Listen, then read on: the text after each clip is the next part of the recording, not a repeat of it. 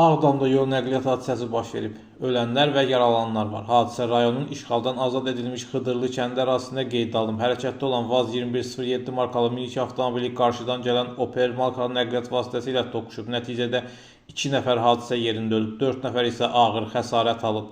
Gəncədə də ölümlə nəticələnən yol nəqliyyat hadisəsi qeydə alınıb. Hadisə şəhərin Üzeyir Hacıbəyli küçəsində baş verib. Belə ki, hərəkətdə olan Chevrolet markalı minik avtomobili mopedlə toqquşub. Qəza nəticəsində mopedin sürücüsü Babayev hadisə yerində ölüb. Faktla bağlı araşdırma aparılır.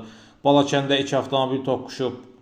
Hadisə Yevlax-Zaqatala Gürcüstan avtomobil yolunun Balakən rayonu ərazisindən keçən hissəsində qeydə alınıb. 60 yaşlı Mamet Nitsakhovun idarə etdiyi Mercedes və 31 yaşlı Musa Qurbanovun idarə etdiyi Opel markalı avtomobillər toqquşub. Nəticədə Mercedesin sürücüsü aldığı xəsarətlərdən hadisə yerində ölüb.